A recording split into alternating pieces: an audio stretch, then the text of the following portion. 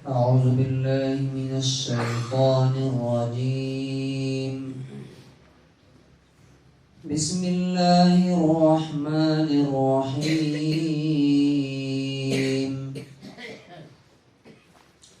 ما يلفظ من قول إلا لديه رقيب عتيد.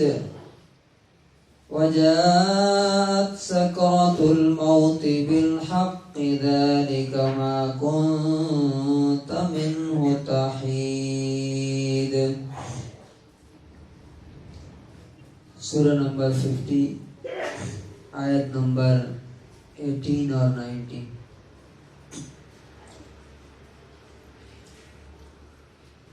اللہ تعالیٰ نے اس سے پچھلی آیتوں میں یہ بتایا تھا کہ ہم نے تم سب کو بنایا اور پیدا کیا ہے، اور تم کیا سوچتے ہو،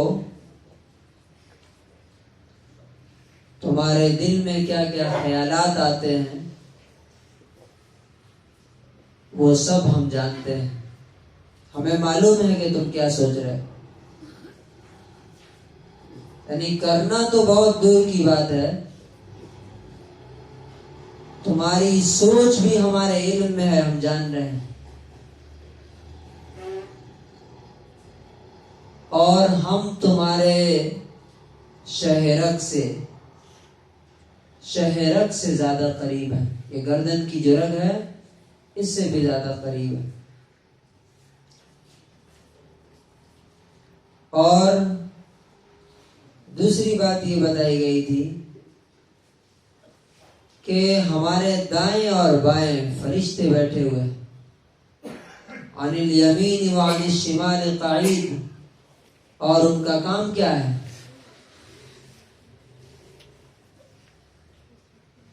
ما یلفظ من قول. تمہاری زبان سے کوئی بات جیسے ہی نکلتی ہے، جیسے ہی کوئی بات تم نے کہی، کوئی ورڈ بولا، الا لدیہ رقیب عتید، کہ تمہارے سامنے ایک تیار دیکھنے والا، نگرانی کرنے والا موجود ہوتا ہے. وہ فوراً اسے نوٹ کر لیتا ہے، لکھ لیتا ہے. اسی لیے حدیث میں کہا گیا ہے کہ من کان یؤمن باللہ والیوم الآخر،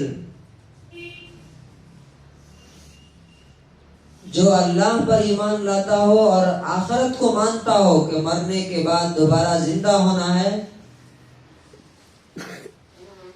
فَلْيَقُلْ خَيْرًا، تو یا تو اچھی بات بولے، او لیصمت، یا خاموش رہے. خاموش یعنی فالتو بات اس کی زبان سے نہیں نکلنی چاہیے. ہنسی مذاق لغو الٹی سیدھی باتیں نہیں. کیوں؟ اس لیے کہ جو بھی تمہارے منہ سے نکلے گا وہ لکھا جا رہا ہے. قیامت کے دن پوچھا جائے گا کہ یہ کیوں بولا تم نے، یہ کیوں کہا. اور پوری زندگی ہوتا رہتا ہے، ایسے ہی ہوتا رہتا ہے. جو بات بولی وہ لکھ لیا، جو کام کیا وہ نوٹ ہو گیا. اب کیا ہوگا؟ وَجَاءَتْ سَكْرَةُ الْمَوْتِ بِالْحَقِّ، موت کی بے ہوشی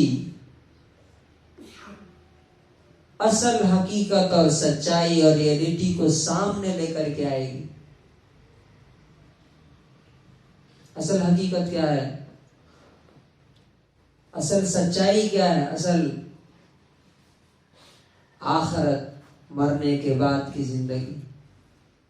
جب دنیا کا پردہ گر جائے گا، آخرت کا جب کھلے گا تو فرشتے نظر آنے لگیں گے اور دوسری دنیا نظر آنے لگے گی.